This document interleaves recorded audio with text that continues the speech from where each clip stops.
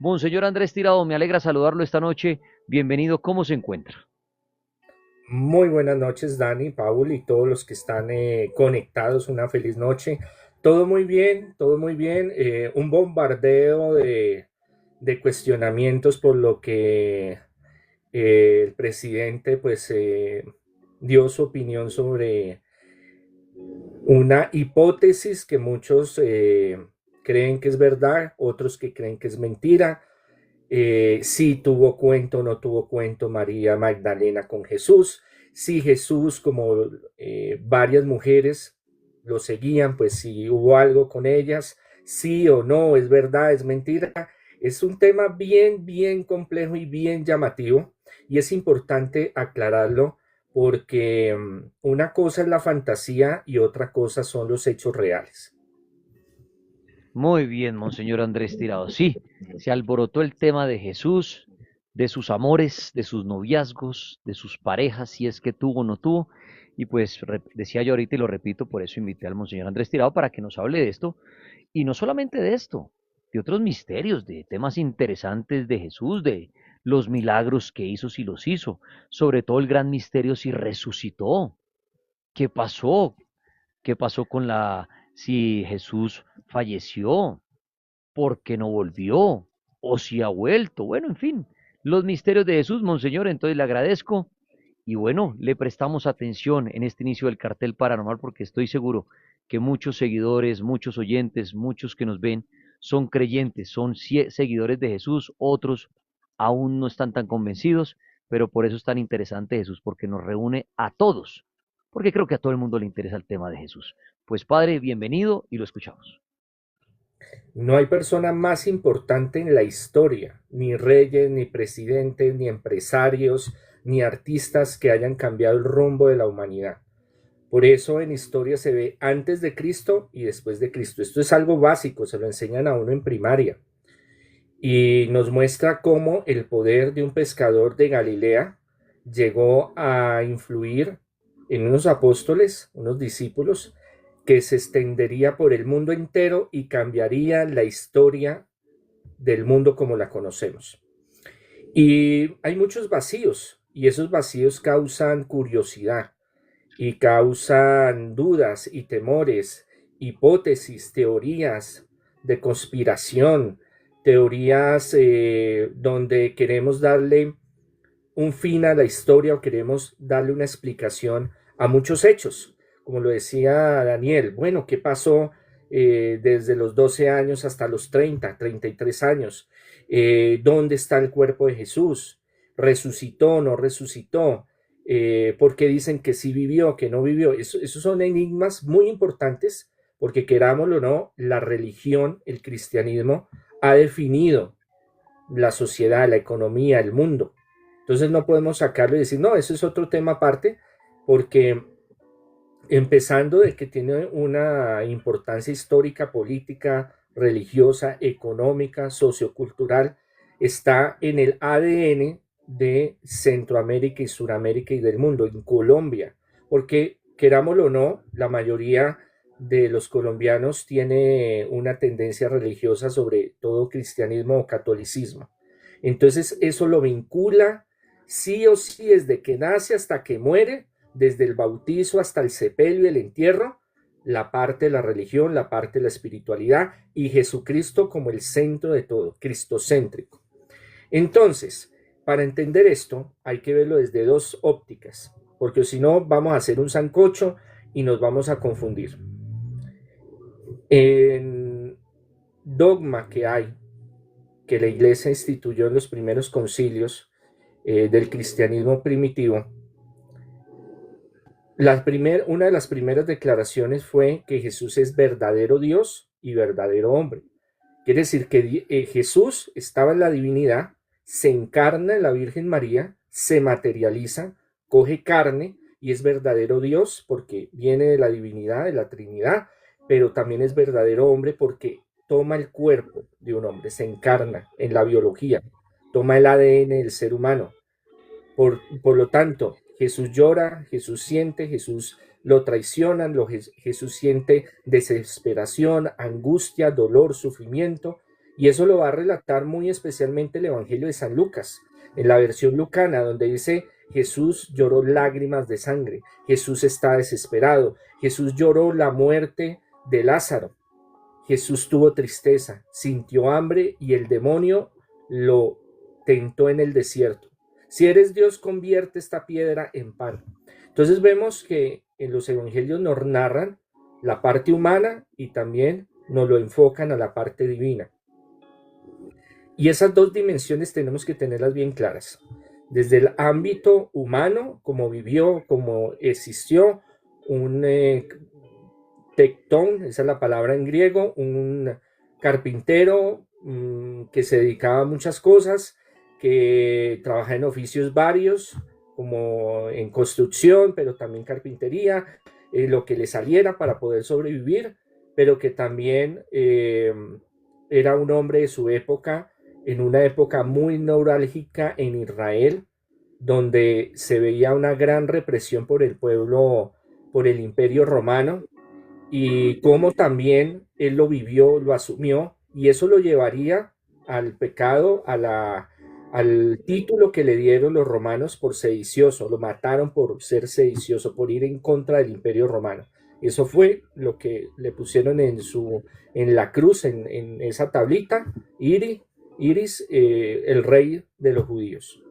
Entonces, desde el ámbito humano, Jesús lloró, Jesús sintió hambre, Jesús supo que fue la traición por Judas Iscariote, supo lo que era la alegría, la felicidad. También se emberracó cuando entró en el mercader, en el templo, en el espacio de los mercaderes. Se quitó el cíngulo, o sea, el cordón con que se amarraba la túnica, y los cogió y los levantó a juguete a todo el mundo. Levantó la mesa a los cambistas y les dijo: esta es la casa de Dios, y la han convertido en guarida de ladrones.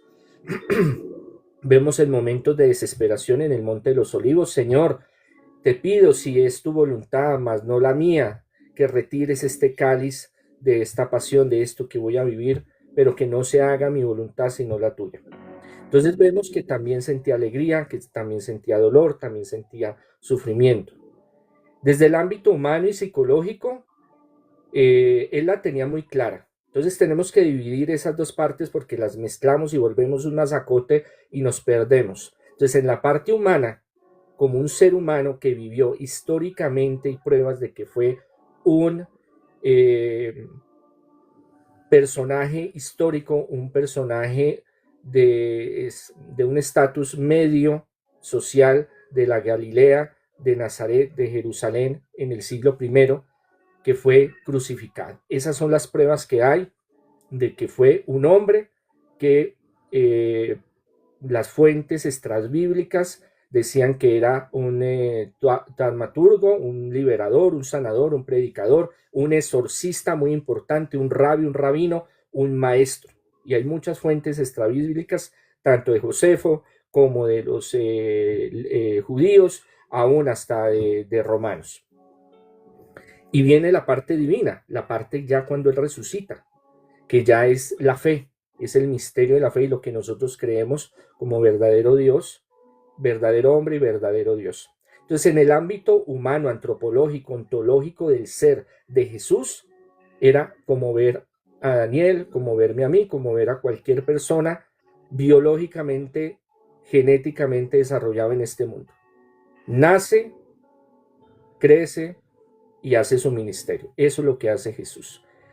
Desde el ámbito psicológico, él como hombre, y esto pues muchos dicen: no, pero es que él sintió la atracción hacia las mujeres, y es que él quería estar con María Magdalena, y es que con ellos hubo una relación y nació, unos dicen que un niño y otros dicen que Salomé, que una niña, y que entonces ahí viene lo que es la tradición de los carolingios, y entonces viene la sangre grial, la sangre, el material genético de Jesús pasaría y sería lo que es el santo grial, o la sangre de Jesús pasaría por sus venas hasta el día de hoy, que todavía encontramos descendientes de Jesús.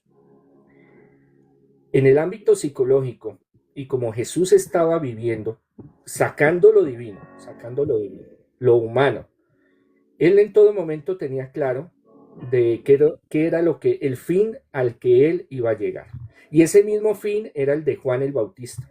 Juan el Bautista, el último profeta del Antiguo Testamento, lo hemos hablado muchas veces con Daniel. Él era el manager, El era manager. el especializado en marketing. El hombre fue el que le abrió el camino a Jesús. ¿Por qué? Porque Juan tenía un gran convencimiento de la gente porque todos creían en lo que él hacía, bautizando a la gente para que se convirtiera, para que cambiara, predicaba también el cambio, la conversión de la gente, vivía en el desierto, un puro profeta en el tiempo de, del primer siglo del cristianismo. Entonces todo el mundo creía en él, todo el mundo lo apoyaba. Y él fue el que empezó a hacerle la publicidad a Jesús, a decir, mire, viene uno delante de mí que yo no soy capaz de desatarle la sandalia, yo los bautizo en el agua, pero el que viene es el mero mero, el duro, el que los va a bautizar con el fuego, y él es el Hijo del Hombre, y él es el Mesías, y él es el Salvador. Pero ¿qué pasó con Juan?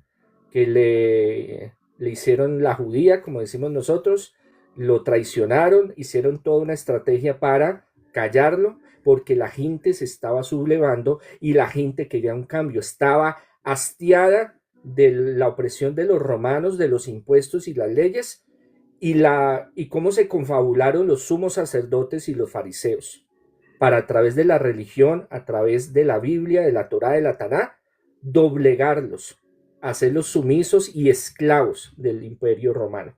Entonces llega Juan y les dice, no, hágame un favor, esta vaina no es así. Ustedes tienen que seguir la escritura como el Señor la mandó. No, pero es que mire que los fariseos y los saduceos dicen esto y dicen lo otro. No, no, no, qué pena, eso es una vaina que no está bien. Entonces nos oprimen y tenemos que llevar la dote y tenemos que llevar los impuestos y pagar y esto y lo otro. Entonces si yo pago no como y tengo que aguantarme eso. No, no, no, no. Esto es diferente porque Dios quiere un cambio social. Podríamos decir que es un revolucionario de pensamiento intelectual, teológico, más no de armas. Pero eso lo llevaría a que lo tuvieran que encerrar en las mazmorras allá del templo de Herodes y a que lo decapitaran. Pero, Esa era Monseñor la Andrés Tira, suerte. una preguntita, eso que nos está relatando y la parte de Juan y todo, es cuando Jesús ya ha regresado a su tierra y tiene 33 años, ¿sí? Sí, señor, él ya empieza su ministerio, Es, pero realmente exacto. donde él toma la fuerza es cuando hay esa revelación de Juan el Bautista, se revela y le entrega ese poder, ese conocimiento social, esa asignación social, cuando él va al río Jordán y lo bautiza. Por eso es que Jesús se va a bautizar en el río Jordán. Es Pero como entonces, si hacen un concierto, por ejemplo, que le digo yo, de Shakira, démosle sí, un nombre y esto está a reventar y lleno y invita a Carol G para que sea la teronera, para que sí, vaya y le abra el S. Y salen en tarima y se apoyan y entonces inmediatamente hay una conexión y la gente dice, no, es que está Carol G, está Shakira, Shakira le está dando como esa proyección a Carol G, la próxima dura es Carol G, es la aceptación social.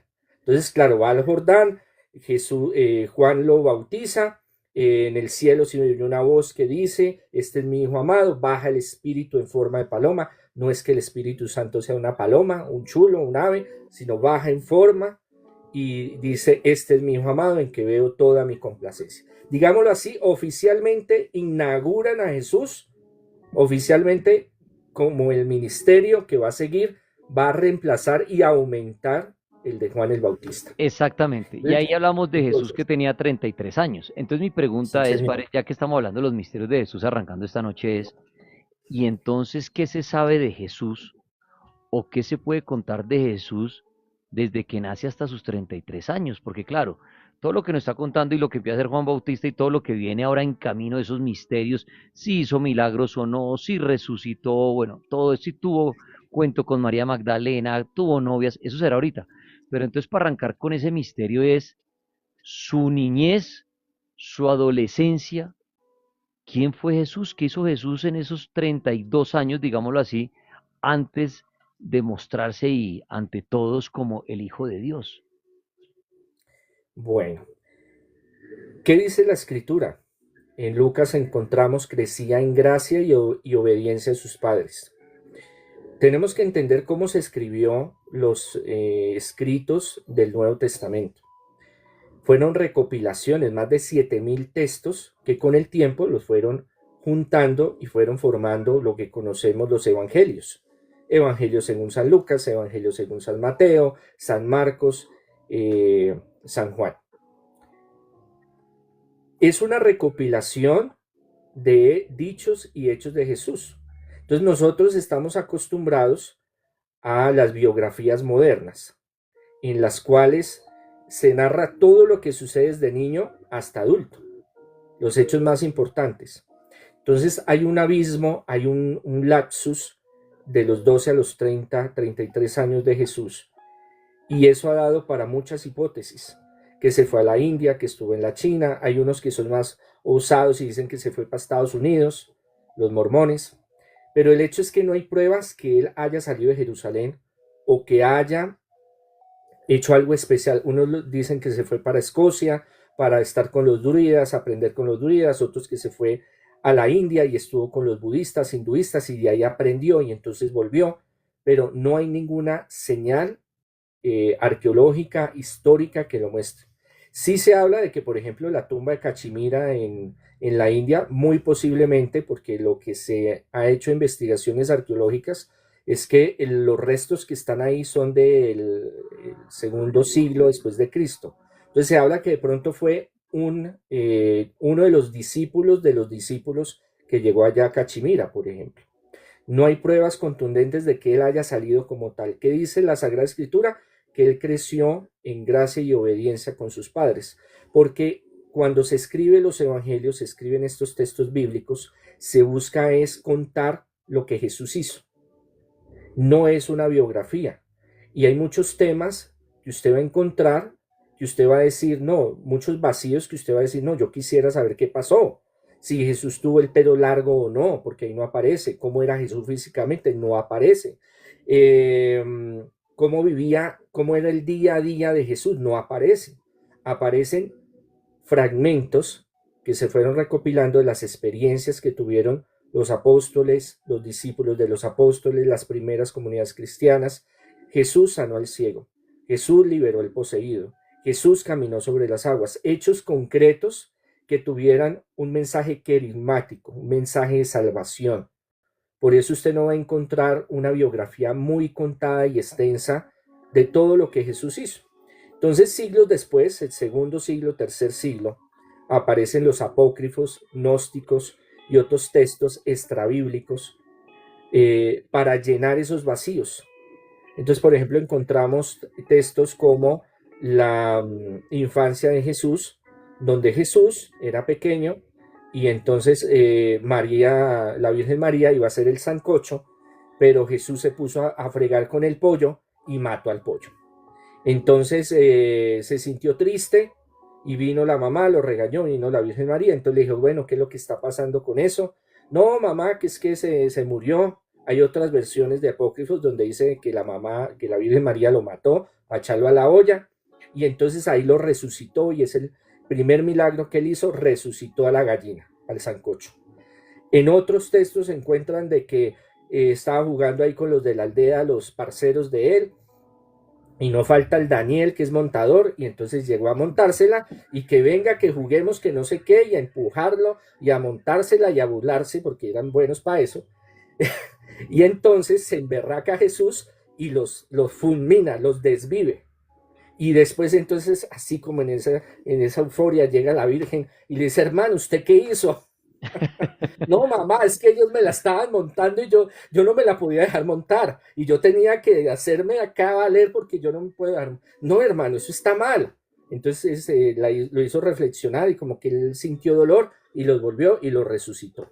Entonces hay muchas cosas así en los libros apócrifos, gnósticos y extrabíblicos que ya nacen de la imaginación popular para poder darle como continuidad o explicar muchas cosas que en los libros canónicos oficiales de los primeros siglos, los evangelios, Hechos de los Apóstoles, cartas paulinas, las cartas oficiales, aún el Apocalipsis, no explican, porque Pero, no son un objetivo bibliográfico, sino es un objetivo de fe y de teología para que entendamos el propósito de por qué vino Jesús a dar la vida de nosotros, pero entonces para darnos la En la vida Biblia, eterna. entonces, en la Biblia que conocemos, a la que tenemos acceso, no se encuentra nada de la niñez ni de la adolescencia de Jesús. No, simplemente llegan a escribir, sobre todo en el Evangelio de San Lucas, crecía en gracia y obediencia a los padres. Entonces, con eso ya entendemos de que vivía una vida normal, como cualquier niño joven de Galilea del primer siglo. Trabajaba, le colaboraba a sus Aunque padres, ni hacía tan las normal cosas de porque casa. desvivía gente y resucitaba gente. Imagínense, eso no es una vida Pero esa es la normal. otra, claro, eso ya es otra película, ¿no? Ese es el spin-off que montaron después para darle a él, llenar esos vacíos y darle como más importancia a Jesús. Entonces, eso es otro tema que un día estos hablaremos de los libros apócrifos, gnósticos y extrabíblicos, que también es muy, muy interesante y que mucha gente cree que son ocultos o que la iglesia los ha ocultado o que son secretos. No, siempre han estado. Lo que pasa es que como son del siglo segundo, tercero, cuarto, pues la validez de esos escritos y nacen en unas regiones específicas, en tiempos específicos, manejan unos conocimientos, manejan una tradición y unas hipótesis que no fueron aceptadas en el cristianismo primitivo.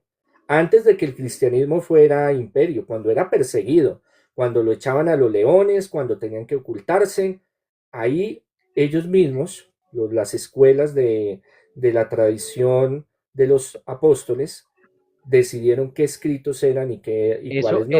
Eso le iba a preguntar, ¿quiénes fueron los responsables, padre, de armar la Biblia? De decir, bueno, vamos a meter el libro de Daniel, no, el de Paul es una basura, eso quedó inventando, no, el del padre, no, es el padre tampoco, el de este sí lo metemos, este no, listo, quedó armada. Esto que no entró se llamarán los apócrifos, que como usted dice, sí están, pero como que no le dimos la importancia a la validez. ¿Quiénes fueron esos encargados de decir, esta es la Biblia, punto final? Bueno, en el Antiguo Testamento hay una tradición muy larga de los rabinos que a través de diferentes periodos fueron modificándola y fueron adaptándola, desde el Génesis hasta lo último, pasando por reyes, profetas, todos estos libros los fueron trabajando, adaptando en las escuelas teológicas rabínicas. En el cristianismo primitivo, entonces en el Nuevo Testamento, pues empiezan a organizar las primeras comunidades cristianas que fueron naciendo de los apóstoles. Necesitaban escribir y necesitaban dejar un legado, porque Jesús no escribió nada. Jesús no escribió nada. Algunos dicen que era analfabeta, pero hay bastantes fuentes de que él sí sabía escribir y sabía algo de griego, algo de latín y su lengua, la lengua común, la franca, era arameo, un arameo específico de Galilea, con un tono específico de Nazaret y de Galilea. Entonces, cuando ya los apóstoles están mayores y muchos han viajado y muchos los han perseguido y otros han tenido martirio, sus discípulos y los discípulos de ellos tienen que sentarse y decir, vamos a escribir el legado, porque si no esto se va a perder. Entonces ahí cada escuela, cada movimiento, cada iglesia, cada congregación los va organizando. Tiempo después, en el año 60 y 70, es que se reúnen y empiezan a decir, bueno, ¿qué vamos a aceptar como verdadero y qué no? Porque hay varios grupos que están dispersos. Entonces ahí viene el primer concilio de Jerusalén, donde se reúnen y dicen, bueno, aparte de cómo nos vamos a trabajar nosotros como una confederación, una organización de apóstoles que fuimos enviados por Jesús, también tenemos que mirar cuáles son las prácticas, qué es lo que se está haciendo, cómo lo vamos a organizar, porque Jesús les dio las pautas para misionar, para liberar, para prosperar, para llevar el reino a los cielos, pero muchas cosas de logística, si la queremos llamar así, de metodología, tuvieron que desarrollarlas en el camino. Y cada uno de los apóstoles se fue para un lugar y fue abriendo su misión y eso se volvieron iglesias, en las cuales ya en el año 60 para adelante empezaron a depurar todos esos escritos, hasta llegar a tener los evangelios que nosotros tenemos y decir, estos sí representan la fe que hemos recibido de Jesús a través de los apóstoles y los discípulos de los discípulos de los apóstoles. Y hay más de 7.000 escritos que tienen mucha concordancia, escritos en muchos lugares donde dan fe que lo que ellos plasmaron, los apóstoles y los discípulos de los apóstoles, es la tradición que se ha llevado en consenso. ¿Cómo lo hacían? Lo hacían igual que los judíos. No eran solo 2 o 3 que se sentaban a escribir, era un grupo, era un colegio, era una organización de todos los que estaban ahí que transmitían ese conocimiento y lo iban avalando, iban diciendo, esto lo que es, esto que sucedió sí es, esto otro, saquémoslo, no es que no sea importante, sino que para materia de la fe, esto realmente sí es lo que el Señor enseñó y se lo transmitió a los apóstoles y a los discípulos y de ahí hasta el tiempo de hoy. Y pruebas con carbono 12, 14, 18 y 24 que son pruebas nucleares se han dado cuenta de que son escritos verídicos, que no han sido alterados. Ya padre, ahí resulta una preguntita, qué pena, discúlpeme. Perdón, Daniel, ya termino. Ya la manipulación de los textos a través de los años y de la iglesia, ese es otro tema. Eso es otro tema. Bueno, padre, una preguntita.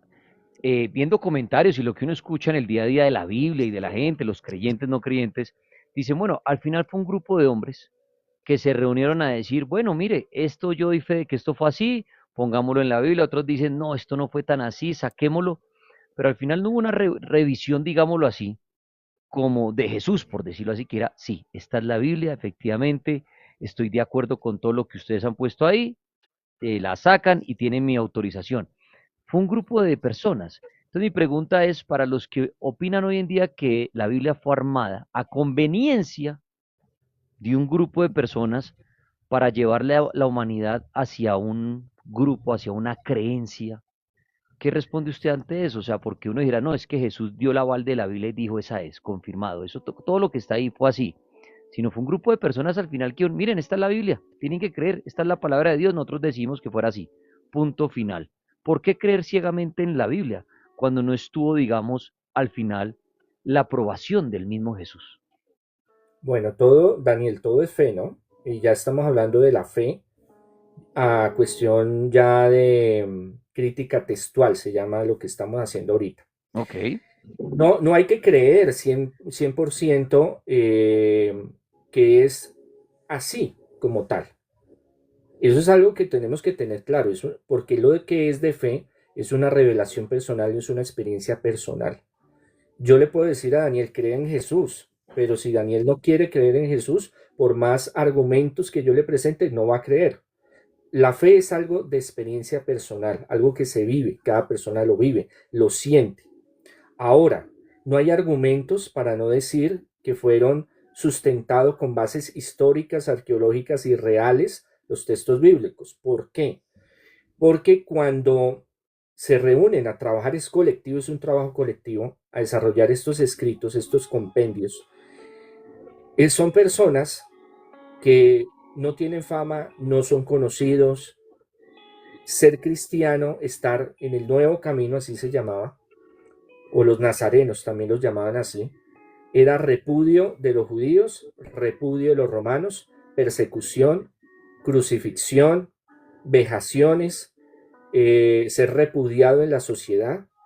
Entonces, psicológicamente, no hay una razón para que ellos vayan a hacer eso, si no fueron experiencias que ellos vivieron y plasmaron de lo que sucedió. Y por eso los apóstoles dieron ese conocimiento y los discípulos de los discípulos lo fueron plasmando en estos escritos. Y todos llegaron al consenso de que lo que había ahí es lo que sucedió. Son las experiencias de ellos. Eso no se puede dudar. Fueron sus experiencias. Ahora, que con el tiempo se fue sosteniendo y se fue utilizando para argumentar lo que hizo la Iglesia Católica Romana, el imperio que organizó, que se volvió una iglesia estatal, una iglesia de imperio, y que por eso se cometieron muchas cosas terribles como la Santa Inquisición, entre comillas, las cruzadas, bueno, cantidad de cosas que han sucedido. Eso es diferente. Pero debemos de empezar a entender en el contexto en que fueron escritos. Persecución, muerte, hambre, momentos difíciles que ellos vivieron y que asumieron de que lo que tenían que hacer era escribir ese legado. Eso mismo que ellos recibieron, que vivieron. Y no fue solo uno, fueron bastantes personas. Apóstoles, discípulos y comunidades que vivieron con Jesús, estuvieron con Jesús, aprendieron de Jesús y que ellos terminarían dando su vida por esa misma causa. Si usted en su vida está capaz de dar su vida por lo que usted cree, por lo que usted ha experimentado, ha vivido, es porque eso fue real. Para usted, eso fue real. Entonces, los textos fueron reales, lo que sucedió fue real, que la forma en que lo fueron organizando y lo fueron desarrollando fue por periodos y fueron compendios que se fueron organizando y se fue depurando hasta el día de hoy. Lo que conocemos ya como la Biblia oficial, el Nuevo Testamento, es diferente, pero la experiencia que ellos tuvieron fue real totalmente, lo que transmitieron. Entonces, ¿yo cómo voy a dudar de la experiencia de tantas personas que vivieron, experimentaron, vieron a Jesús, caminaron con Jesús? Entonces, la prueba de la existencia de los apóstoles la hay, de los discípulos de los apóstoles, de Jesús, de Poncio Pilato, fueron reales. Ahora, la parte divina o la parte espiritual ya queda en las manos de cada persona tener esa experiencia y tener esa fe y decir, yo creo en Jesús, yo lo que recibo lo entiendo, lo vivo, lo desarrollo, porque es que hay que separar esas dos partes, la parte humana, la parte real, la parte vívida, si lo queremos llamar así, y la parte espiritual, la parte de fe. Son dos cosas diferentes que se complementan, no son aparte, se complementan, pero que a veces nos queda difícil entender esa realidad. Entonces no hay ninguna, y esto lo han trabajado muchos especialistas, historiadores, arqueólogos, teólogos, gente gnóstica, judíos, ateos, y han llegado a la misma conclusión. Ellos vivieron unas experiencias, las narraron y se hicieron matar por eso. Monseñor Andrés Tirado, Jesús tuvo novia, novias, amigas. ¿Qué pasó con María Magdalena? ¿Qué sabe usted de eso? Bueno, María Magdalena, ese es un temazo. Entonces, Jesús cae en depresión, porque Juan Bautista le dan material y dinero, lo desviven, porque tenían como una conexión, primero familiar y segundo, muy importante entre los dos. Y ahí es donde él se va a Cafarnaún y empieza su ministerio. Empieza a escoger a los apóstoles, pero él hace un cambio social, cultural, dramático. Cambia la perspectiva del rabino, del rabí, del maestro, porque él empieza a incorporar a las mujeres.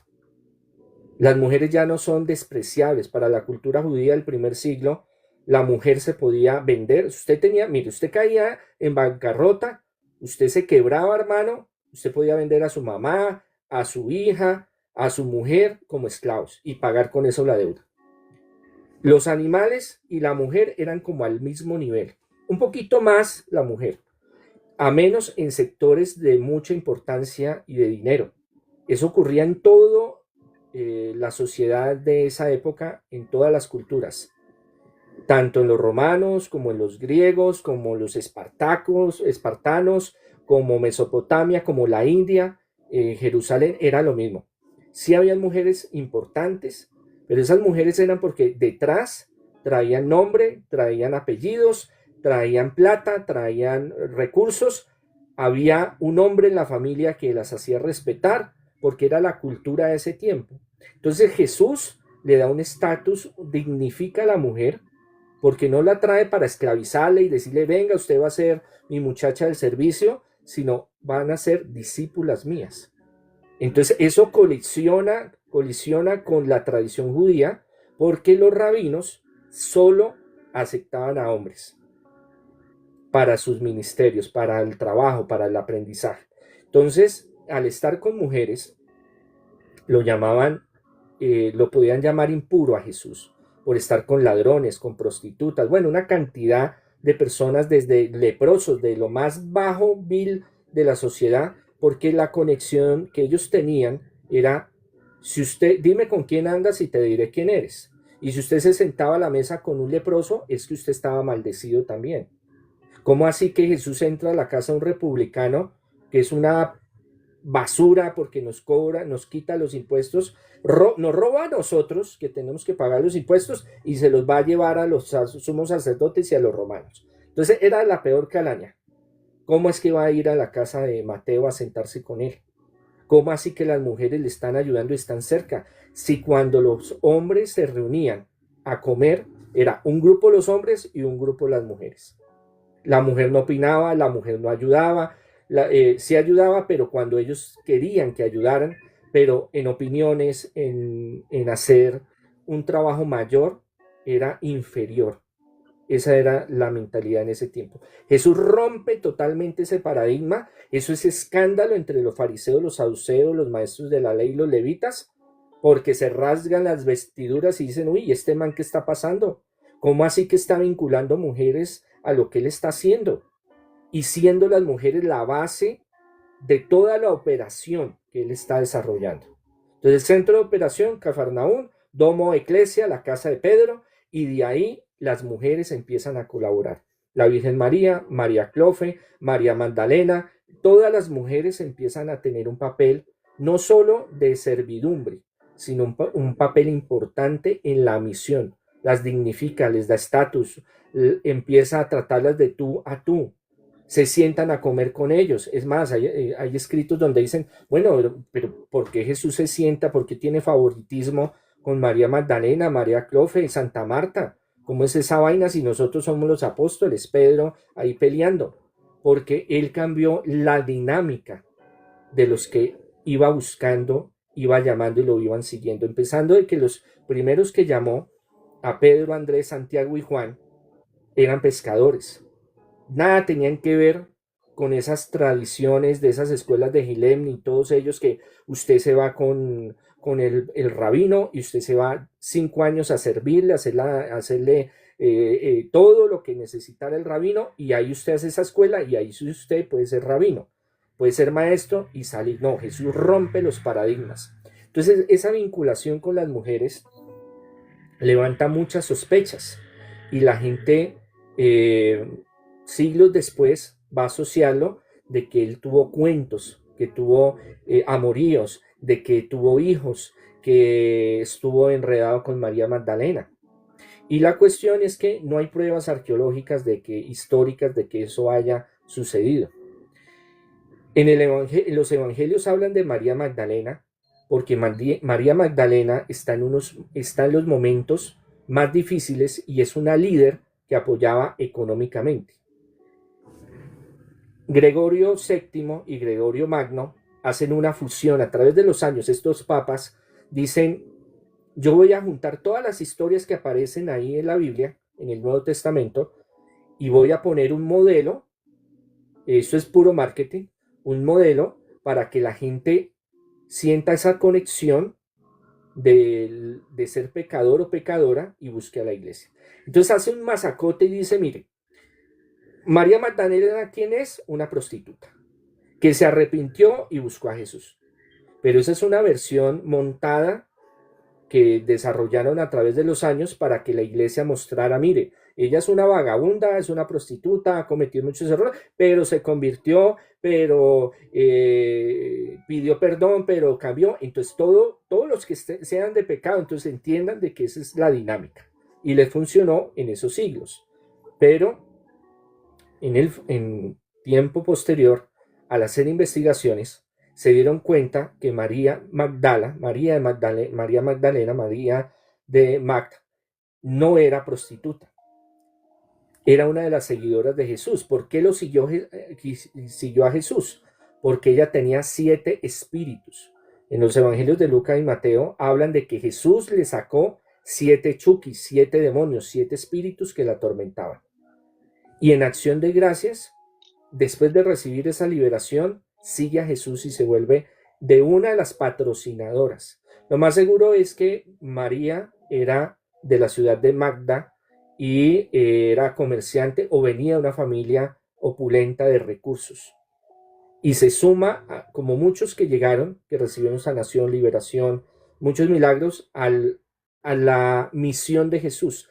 Jesús empieza a misionar en diferentes lugares, él no se queda en un solo lugar, y los apóstoles, los discípulos, se van con él. Y las mujeres también, y las esposas de ellos también, porque resulta que Pedro era casado y tenía hijos. La mayoría de los apóstoles y discípulos eran casados y tenían hijos. Y un rabino que se respete, un maestro, tenía su esposa y sus hijos. Pero habían casos, excepciones, por ejemplo, como Juan Bautista o como Jesús, que decidieron ser célibes, vivir solos. Entonces ahí vamos a la dimensión humana y divina. En la parte humana, en la psicología, en la psiquis, en la mente de Jesús, sabía qué era lo que le iba a pasar, porque ya los profetas había pasado y con Juan Bautista había pasado. Él sabía, y él se lo habían anticipado, de que si él seguía extendiendo el reino de los cielos, predicando, llevando la buena nueva, queriendo que la gente se convirtiera, lo iban a desaparecer. Él lo sabía. Entonces, por ende, psicológicamente, no se iba a enredar a tener hijos, a tener esposa, porque él sabía que a los primeros que iban a perseguir era a su esposa y a sus hijos. Para la mentalidad judía de ese tiempo, tener esposa, tener hijos no era ningún pecado. Al contrario, era una obediencia, creceos y multiplicados, dice el Génesis. Entonces, era muy importante, pero también se respetaba a los que vivieran solos o no quisieran tener una compañera o hijos. Y es ahí donde Jesús, hasta en los evangelios, narra que él prefiere estar solo porque él tiene esa misión. Entonces, humanamente, él se metió el chip, hablándolo desde un ser humano, no de la parte divina, sino el ser humano, sabía qué era lo que le iba a suceder porque ya lo vio en Juan el Bautista. De esa no se iba a salvar. Segundo, sabía que los primeros que iban a perseguir eran a sus hijos, o a su mujer, o a su novia, a su amante, lo que sea. Y eso él no lo iba a permitir. Y tercero, el trabajo que él estaba haciendo estaba tan involucrado en esa misión que no iba a comprometerse con nadie, porque él era un exorcista, un predicador, un rabino itinerante. Andaba un día en un lado, andaba un día en el otro. Entonces, desde la parte humana, si usted hace el análisis desde la parte psicológica, usted dice, yo ya sé que me van a matar y yo ya sé qué es lo que va a suceder. Es válido que no quiera tener hogar o familia. No hay escritos, no hay pruebas históricas que lo hubiera podido soportar el Antiguo Testamento y el Nuevo Testamento, de decir que Jesús tuvo familia y eso no le hubiera quitado nada, porque no, en la mentalidad judía no tiene ese sesgo de que, ay, es que tuvo esposa, tuvo hijos y eso es pecado. No, si el Padre, creador del universo, tuvo al Hijo, a Jesucristo, pues lo más lógico, y siendo un ser humano, es que tuviera descendencia, pero no aparece. Aparecen textos posteriores, el Evangelio de Felipe, que habla de que María Magdalena, igual, por ejemplo, el Evangelio de María Magdalena, que tenían un acercamiento muy importante con Jesús, que Jesús se acercaba a ellos y tenía mucha cercanía. Y hay el texto donde aparece que dice, y Jesús los besaba en la boca. Está entrecortado porque se perdieron fragmentos. Pero ¿a qué se requiere? ¿A qué significa que se besaban en la boca? No quiere decir de que se daban besos en la boca como tal, sino que también tiene una interpretación de transmisión de conocimiento, de sabiduría. Pero eran muy afectivos. Jesús los saludaba de abrazo, estaban muy cercanos a ellos. Pero no hay pruebas que digan que realmente estuviera con María Magdalena. Eso fueron siglos después que escribieron cosas, hicieron teorías, sobre todo desde 1800, el Santo Grial y muchos otros textos donde hablan, novelas más que todo, donde hacen esa comparación y hacen esa teoría de que él estuvo con María Magdalena y que ella quedó embarazada, primero con un hijo y después con una niña, y que se fue al sur de Francia y allá empezaron a misionar María Magdalena, Lázaro, y que de ahí entonces viene la sangre carolingia, porque después ellos se metieron con los reyes allá y entonces los visigodos y toda esta cuestión, y entonces por arte de magia transmitieron ese poder real de la sangre de Cristo a la monarquía carolingia. Entonces, históricamente, arqueológicamente no hay pruebas. Que si él se hubiera metido con María Magdalena, si él se hubiera metido con María Magdalena, en ese entonces, en ese momento, hubiera quedado registrado en los evangelios y no quedó, porque no era pecado, no era delito. Eso fue tiempo después, teología más tarde, la teología, el desarrollo de los escritos de la teología que lo fueron pensando desde esa forma y condenando un poco la parte sexual. Estamos hablando de los padres de la iglesia, Orígenes, Erasmo, San Agustín, donde ya la parte sexual se fue como cohibiendo y fueron como dándole un matiz de pecado y de condenación, pero para la mente judía no era así. Ahora, desde el ámbito divino, ya hablamos desde el ámbito humano, desde el ámbito divino, Jesús vino ya desde la fe y de los textos de los evangelios, él vino con una misión clara, que era salvarnos y darnos la vida eterna, hacer muchos milagros, pero el milagro más importante es él, su resurrección, y él venía de paso a hacer lo que venía que hacer y seguir adelante. Entonces él no se iba a involucrar con hijos, familia, descendencia, porque él ya tenía un plan divino, el cual era dar su vida para salvarnos, ir a la eternidad, al reino de los cielos, para después venir en una segunda venida, que eso ya es otro tema diferente, que eso ya es el fin de los tiempos. Entonces, desde la parte teológica y desde la parte humana, desde la psiquis de la mente, no hay ninguna prueba contundente de que realmente él estuvo realmente con María Magdalena y que tuvo descendencia. Ahora, personalmente, eso no, si hubiera estado, porque no hay pruebas, si hubiera estado con María Magdalena o con otra de las seguidoras de Jesús, pues desde el dogma que nosotros tenemos, verdadero Dios, verdadero hombre, pues debemos de aceptar de que él como ser humano pudo haber tenido alguna relación y eso no es pecado y eso no es condenación. Pero no hay textos, no hay pruebas que lo vinculen a eso. ¿Qué es lo que pasa? Hay una gran persecución porque una de las testigos de la resurrección de Jesús es precisamente las Marías, María Magdalena, y años después, cuando se dispersan los apóstoles, las mujeres empiezan a tener un, un puesto revelante, empiezan a misionar, empiezan a tener una fuerza en las comunidades cristianas, en algunos grupos, y empieza a haber ese machismo, y empieza a haber esa separación, y por eso tiempo después empiezan a salir los libros apócrifos gnósticos, el Evangelio según San Felipe, el Evangelio según San María Magdalena, donde van mostrando cómo era el proceso también, por ejemplo, con los apóstoles, con Pedro, con María Magdalena, y van también metiendo filosofía griega, van metiendo gnosticismo, van metiendo una cantidad de pensamientos que no son cristianos, no son judíos,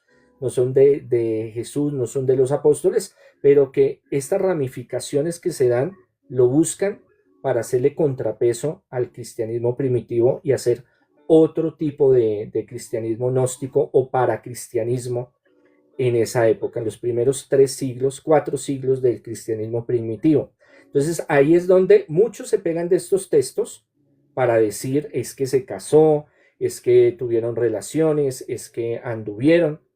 Eso no lo sabemos si realmente tuvo relaciones o no, eso ya pertenece al foro interno de Jesús, Monse- pero el tener relaciones en el pueblo judío no era pecado. Ahora, Mon- tiempo después, el cristianismo sí lo va a ver, lo va a empezar a organizar porque el mismo Jesús habla del matrimonio y entonces establece unas bases que se van a desarrollar a través de la historia para organizar lo que es una familia. Monseñor, ahí me surge una pregunta. ¿Los padres de la Iglesia Católica Apostólica Romana por esa razón no tienen esposa e hijos por seguir el ejemplo de Jesús? ¿O cuál es la razón del por qué no pueden si no es pecado? el celibato nace siglos después y cada apóstol va desarrollando su ministerio, su misión. Se van a diferentes lugares y crean diferentes iglesias. Y estas iglesias, la mayoría, como yo les decía, los apóstoles y los discípulos de los apóstoles, la mayoría, un 90%, eran casados y tenían hijos. Y así fueron hasta el Concilio de Trento, en 1517. Si estoy mal, me corrigen la fecha, no soy bueno para las fechas. La iglesia latina o romana, porque es que nosotros creemos que la única iglesia que se estableció fue la romana, pero esa no es la única iglesia. Hubieron muchas iglesias ortodoxas, coptas, a lo largo. Cada apóstol fue desarrollando, a través de él se fue desarrollando diferentes iglesias, movimientos. La iglesia romana a través de los años va cogiendo fuerza.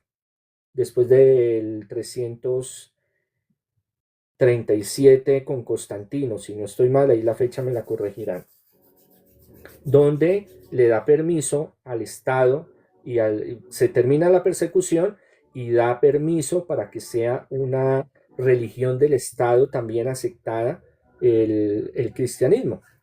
Tanto cristianismo, paganismo al mismo tiempo. Con la Edad Media, la Baja Edad Media, se desintegra el Imperio Romano y la Iglesia Romana llega a ocupar ese puesto. Entonces todas las iglesias de Oriente y las iglesias que están en diferentes lugares empiezan como a minimizarse y empieza a crecer en poder, se vuelve institucional, política, económica, la iglesia romana. Entonces, desde el inicio en el cuarto siglo, digámoslo así, de ya la institucionalización de la iglesia romana, la llaman Roma porque la sede es en Roma, empiezan con el deseo de que sea célibe el sacerdote. Pero eso no se pudo cumplir y eso no se pudo desarrollar y no fue sano por muchos siglos. Y hay muchos papas que intentan en concilios y hay papas que tuvieron hijos y hijos de papas y abuelos de papas y se metieron con una y con otra. Eso fue, mejor dicho, tremendo. Hay un video que subí que dura 2 horas y media hablando sobre toda esa parte histórica de la iglesia y lo pueden buscar en YouTube. Y es este rito latino, iglesia romana, donde por varios siglos tratan de ser célibe. El celibato está desde que está la humanidad. Hay mucha gente que es célibe, que busca el celibato, ser solteros, por política, por economía, porque no se hallan viviendo con otra persona, por cuestión espiritual. Y en el rito latino lo vuelven norma de vida. Si usted quiere ser sacerdote, tiene que vivir soltero. Entonces, muchos que eran casados lo sacaron, hubieron persecuciones, hasta que llegó a un punto que dijeron, sí o sí, el sacerdote tiene que ser célibe, porque económicamente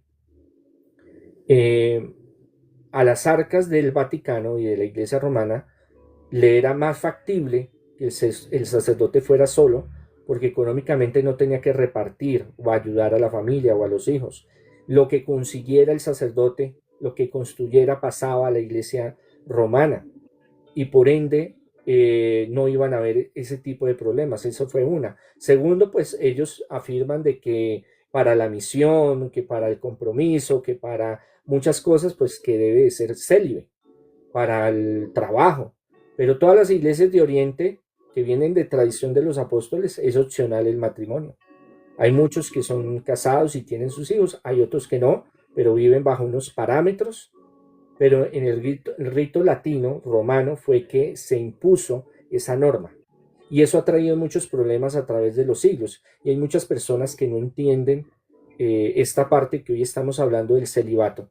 Jesús no le impone, los apóstoles no le imponen, sugieren. San Pablo era célibe y dice en sus cartas, ojalá fueran como yo, soltero, para que puedan estar libres y viajar y hacer la misión, pero si no, pídale a Dios fortaleza para que lo pueda hacer.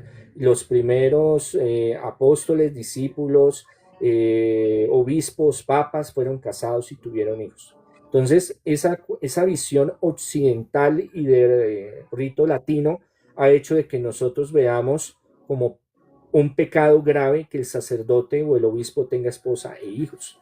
Y eso no era en un principio. Fueron normas que se fueron desarrollando para un propósito económico, político, social de la Iglesia romana. Muy bien, Monseñor Andrés Tirado, gracias por responder esa pregunta y bonus de lo de los padres, porque puntualmente la charla que estamos teniendo y que vamos a tener hoy, pues era hablar más de lo que se dijo, las novias, el amor de Jesús, sus amigas, pero ha sido una charla como siempre interesante con el Monseñor Andrés de algunos misterios de Jesús, porque misterios es lo que tiene Jesús, y esta noche hemos abordado algunos de ellos.